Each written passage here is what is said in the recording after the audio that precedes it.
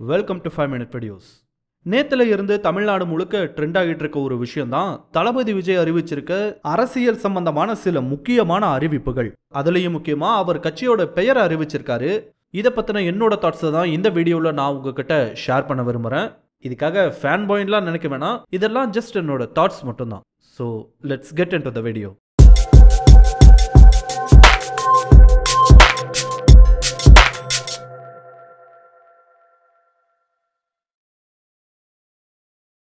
தமிழக வெற்றி கழகம், இதுதான் தளபதி விஜய் ஆரம்பிக்க போற கட்சியோட பெயரா அறிவிக்கப்பட்டிருக்கு. இதுல ஒரு இக்கு வரணும், அதை எப்படி கவனிக்காம போனாங்கன்னு தெரியல. ஒரு வகையில இந்த பெயர் தமிழ்நாட்டுக்கு ஆப்டான ஒரு பெயர்னு தான் தோணுது. இவர் இந்த கட்சியோட பெயரை வெளியிட்டிருப்பது மட்டும் இல்லாம 3 பக்க அறிக்கையவும் விட்டிருக்காரு. அதுல விஜய் மக்கள் இயக்கத்தை ஆரம்பிச்சது, அதன் மூலமா உதவிகளை செஞ்சது, அடுத்து அவர் அரசியல் கட்சி ஆரம்பிக்கிறதுக்கான தேவை என்ன, அதை தொடர்ந்து அவரோட கட்சியோட பெயரையெல்லாம் குறிப்பிட்டு வேறு சில முக்கியமான தகவல்களையும் சொல்லி இருக்காரு.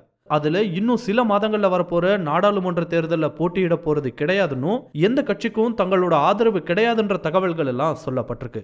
முக்கியமா நாடாளுமன்ற தேர்தல் முடிஞ்சதுக்கு அப்புறம் தான் கட்சி கொடி, நிர்வாகிகள் யாரு, கட்சியோட கொள்கை என்ன, பைலாஸ் என்னன்றதையெல்லாம் அறிவிப்போன்னு சொல்லி இருக்காங்க. அதுக்கான வேலைகள் எல்லாம் ஆல்மோஸ்ட் முடிஞ்சிருக்குன்னு தான் தோணுது. ஆனா அதை பத்தியெல்லாம் நாடாளுமன்ற தேர்தல் முடிஞ்சதுக்கு அப்புறம் தான் அறிவிப்போன்னு சொல்லி இருக்காங்க. 2024 நடக்கிற தேர்தலில் எந்த விதத்திலையும் யாரோடையும் போட்டியோ இல்ல கூட்டணியோ கிடையாது.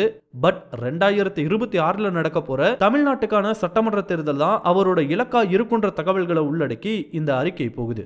ஸோ கூடிய சீக்கிரத்தில் தமிழ்நாட்டில் ஒரு பெரிய கட்சி உதயமாவதை நாம நோட்டீஸ் பண்ண போறோம். விஜய் கட்சி ஆரம்பிச்சதுக்கு அப்புறம் நடிப்பாரான்னு கேட்டா அதுக்கான வாய்ப்புகள் ரொம்பவே குறைவு. ஏன் அவரே இப்போ கமிட் பண்ணியிருக்க படத்துல நடிச்சுட்டு நான் நடிக்க மாட்டேன்னு அறிவிச்சிட்டாரு.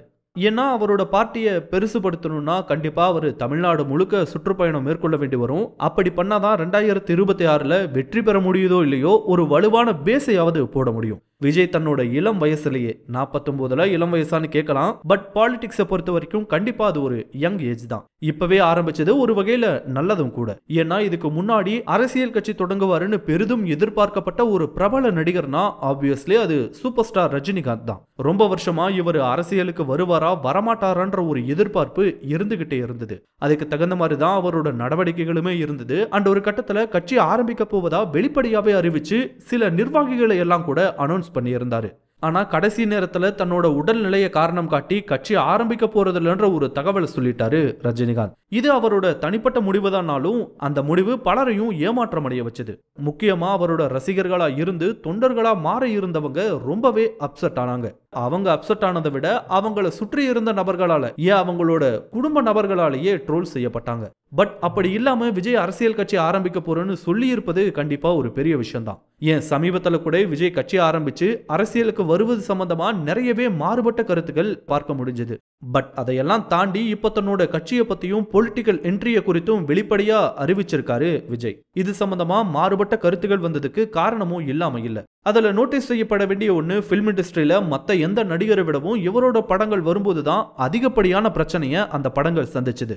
இந்த பிரச்சனை புதிய கீதை படத்துல இருந்தே ஆரம்பிச்சிருச்சுன்னு சொல்லலாம். அதை தொடர்ந்து காவலன் இஷ்யூ, தலைவா படத்துல டைம் டு லீடுன்னு போடப்பட்டு இருந்தது. அது சம்பந்தமா படத்தோட ரிலீஸ்ல ஏற்பட்ட இஷ்யூன்னு சினி இண்டஸ்ட்ரியில அவருக்கு ஏற்பட்ட பிரச்சனைகள் ரொம்பவே அதிகம். அதே மாதிரி வெளியவும் அவருக்கு பல்வேறு எதிர்ப்புகள் வந்தது. குறிப்பா அவர் ஒரு கிறிஸ்டியனா இருப்பதால பல இடங்கள்ல அவரை குறிப்பா டார்கெட் பண்ணி கடுமையா எதிர்ப்புகளை தெரிவிச்சாங்க.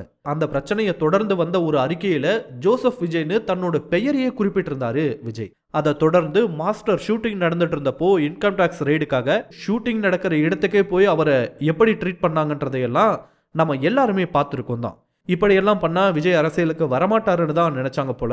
ஆனா ரொம்ப முன்னாடி இருந்தே, அதாவது விஜய் ரசிகர் மன்றங்களை மக்கள் இயக்கமா மாற்றின டைம்ல இருந்தே அவருக்கு அரசியல் கட்சி ஆரம்பிச்சு தேர்தலில் நிக்கணும்ன்ற எண்ணம் ஏற்பட ஆரம்பிச்சிருச்சுன்னு தான் சொல்லணும். அதுக்கு பல முன்னெடுப்புகளையும் அப்ப இருந்தே செஞ்சிருக்காரு விஜய். உதாரணத்துக்கு அண்ணா ஹசாரே ப்ரோட்டஸ்டுக்கு போனது, காங்கிரஸ் தலைவர் ராகுல் காந்தியை மீட் பண்ணது, இன்னும் சில விஷயங்கள்னு இவரோட பல செயல்கள் இவருக்கு அரசியல் ஆசை இருக்குன்றதை எல்லாருக்குமே உணர்த்துச்சு.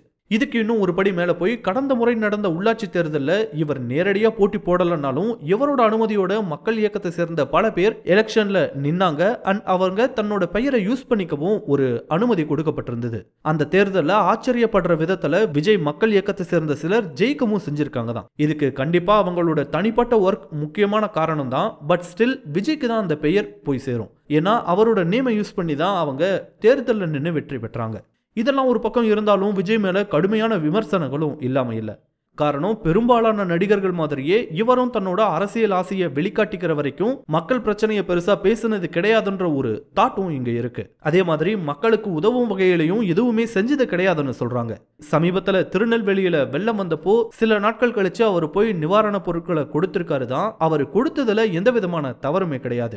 ஆனா அரசியலுக்கு வரப்போறன்ற ஒரு கிளியரான சைனை காட்டினதுக்கு அப்புறம் தான் இந்த உதவிகளையும் செஞ்சிருக்காருன்னு எதிர்கருத்துகள் இயலாம இல்ல. ஏன்னா 2015 சென்னையில வெள்ளம் வந்த சமயத்துலலாம் இப்படி எதுவும் யாருமே செஞ்ச மாதிரி தெரியல. இது மட்டும் இல்லாம தற்போதைய நிலையில மாநில அளவிலான ஒரு அரசியல் கட்சியை நிறுவி அதை செயல்பட வைக்கிறதெல்லாம் கண்டிப்பா ரொம்ப பெரிய விஷயம் தான். குறிப்பா இதுக்கு ஏகப்பட்ட பொருளாதாரம் தேவைப்படும். சமீப வாரங்கள்ல என்ன மாதிரியான ஒரு தகவல் உலவ ஆரம்பிச்சதுன்னா, இவருக்கு அரசியல் கட்சியை நடத்துவதற்காக சுமார் 1600 கோடி ஃபண்டிங் கிடைத்திருப்பதாகவும் தகவல்கள் வெளியாகி இருக்கு. அதோட உண்மையான பின்னணி என்னன்னு தெரியல. ஆனா இப்படி நடந்திருக்கலாம்ன்றதுக்கு இன்னொரு காரணத்தையும் சொல்றாங்க. என்னன்னா, தற்போதைய நிலையில தமிழ் சினி இண்டஸ்ட்ரியில விஜய் தான் உச்சத்துல இருக்க நடிகர். கேட்க கஷ்டமா இருந்தாலும் உண்மையில ரஜினியோட லெவல அதுவும் குறிப்பா சம்பள அடிப்படையில பார்த்தாவே ரஜினியை விஜய் எப்பவோ ஓவர்டேக் பண்ணிட்டாரு. தற்போதைய நிலையில ஒவ்வொரு படத்துக்கும் அவர் வாங்கக்கூடிய சம்பளம் 100 கோடிகளா இருக்கு. அப்படி இருக்கும்போது இவ்வளவு பெரிய வருமானம் வரக்கூடிய ஒரு இடத்தை விட்டுட்டு வெளிவருவதற்கு கண்டிப்பா காரணம் இல்லாம இருக்காது.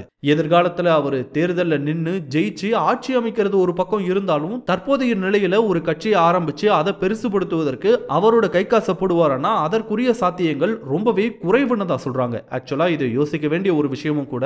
பட் அதையெல்லாம் மீறியும் இவர் அரசியலுக்கு வருவதற்கு கண்டிப்பா சில காரணங்கள் இருக்கும் தான். அதுல ஒண்ணு இந்த பெரிய அளவிலான ஃபண்டிங்கா கூட இருக்கலாம்னு இங்க பேசப்படுது. என்னதான் இந்த மாதிரியான பல்வேறு எதிர்கருத்துகள் இருந்தாலும் அவரோட ஸ்டாண்ட்ல ஒரு கிளியரா இருக்காருன்னு தான் தோணுது. ஸ்டெர்லைட் துப்பாக்கிச்சூடு நடந்தப்பையும் மாணவி அனிதா இறந்து போனப்பையாகட்டும் தன்னோட வருத்தங்களை நேரடியாவே போய் தெரிவிச்சிட்டு வந்தாரு. அது மட்டும் இல்லாம பல விஷயங்கள்ல கலந்துகிட்டு இருக்காரு தான். ஆனா ஒரு உயரத்துக்கு மேல போயிட்டா யாராலையும் அவ்வளவு சீக்கிரத்துல வெளிப்படையா எதை பத்தியும் பேசிட முடியாதுதான். இதெல்லாம் இது வரைக்கும் ஓகே தான். விஜய் நடிகர் விஜயா இருந்த வரைக்கும் வேற விஷயம். ஆனா அரசியல் கட்சின்னு வந்துட்டா அதுக்கு தகுந்த மாதிரி அவர் மாறித்தான் ஆகணும். அப்போ விஜய் கட்சி ஆரம்பிச்சு 2026 ஜெயிச்சிருவாரான்னு கேட்டா அதுக்கு எந்த உத்தரவாதமும் கிடையாது தான். ஆனா ஒரு நாள் அதுக்கான வாய்ப்பும் கிடைச்சாலும் கிடைக்கலாம். அதுக்கு ரொம்பவே அடிப்படையான ஒரு விஷயம் என்னவா இருக்குன்னா, அவர் கட்சியோட கொள்கைகள், அதுவும் குறிப்பா அவரோட கொள்கைகள் இங்க முக்கியமான விஷயமா. அதுவும் தமிழ்நாட்டுல அவரோட கொள்கைகள் என்னன்னு கண்டிப்பா பார்க்கப்படும். அதை பொறுத்துதான் அவரோட அரசியல் எதிர்காலம் என்னவா இருக்குன்றத நாம பார்க்க முடியும். இது எல்லாத்துக்கும் மேல அவரு பல விஷயங்கள்ல இனிமே கவனமா இருந்தாகணும். அதுவும் குறிப்பா மீடியா கிட்ட. விஜயகாந்த் காலி பண்ண மாதிரி பிளான் போட்டு கவுக்க வாய்ப்புகள் இருக்கு. எம்ஜிஆருக்கு அப்புறம் அரசியலுக்கு வர விரும்பின பெரிய நடிகர்கள் அவ்வளவு ஒன்றும் அரசியல்ல பெருசா வந்த மாதிரி தெரியல. விஜய் அதுக்கு விதிவிலக்கா இருப்பாரா இல்ல அவரும் அதுல ஒருத்தரா மாறுவாரான்ற கேள்விக்கான விடைய காலம் தான் பதில் சொல்லும். Let's wait and watch. இந்த வீடியோ உங்களுக்கு பிடிச்சிருந்தா லைக் பண்ணுங்க, கமெண்ட் பண்ணுங்க, ஷேர் பண்ணுங்க. இதே மாதிரியான புதிய வீடியோக்களை பார்க்க மறக்காம 5 Minute Videos சேனலுக்கு சப்ஸ்கிரைப் பண்ணுங்க. அண்ட் மறக்காம நோட்டிபிகேஷன் பெல் ஐகானையும் கிளிக் பண்ணி விடுங்க. தேங்க்யூ.